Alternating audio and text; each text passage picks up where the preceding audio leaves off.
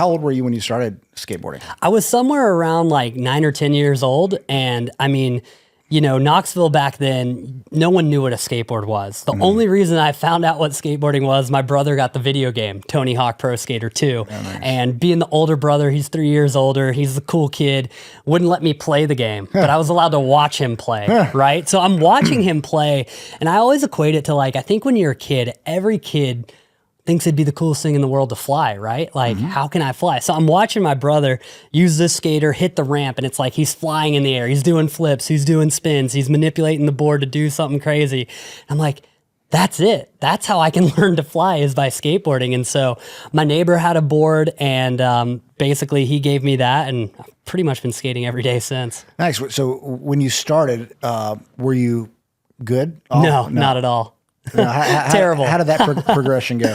That progression just took, and I think it taught me a lot of life lessons, like cause and effect, reaping and sowing. Like if I would sow time in on the board, I'd get more comfortable on it. I'd learn new tricks, but it was up to me. I always loved the idea of being an athlete and playing team sports. You know, I played baseball, basketball, played all the things, but I didn't always like relying, if I was all in and wanting to do well in the game, I had to rely on 10 other people to be in that same mentality. But skating, it's like, if I want to learn a kickflip, it's on me. Yeah. I got to put my time in. I got to work on this thing, figure out how to do it. And so it took a few years to really get comfortable on it, but I just had that passion for it and that persistence to continue doing it. And yeah, skateboarding is really difficult. It wants to go every way, but straight. It doesn't want to do what you want it to do. So you really have to like figure out how to find that harmony and rhythm within it.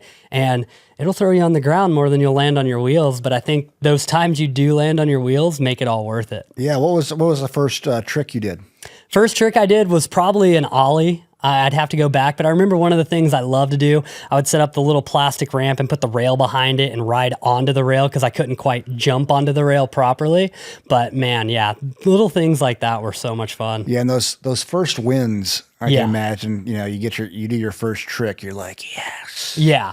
You know, it's a confidence thing. I can share the idea of, you know, team sports and individual sports. Yeah. I started wrestling when I was 11. And so I learned how to lose really quick, you know, and there's nobody else's fault, but, you know, I don't say fault, but nobody else out there but yourself. Right. And, you know, it's a little different, you know, doing an individual type sport than a It can be annoying to think of it that way too, right? You're like, no one else to blame. I guess I got to point the finger right in the mirror at me. That's right. Well, it builds character, man. 100%. I think there's a lot of victim kind of mentality out there right now where we blame others. Yeah. And this is, you know, it's crippling. Yeah. It is. Then you know, if you learn too, it's okay to lose. It's okay to fail. I got to keep trying because that's ultimately what determines success. That's a life lesson. Absolutely.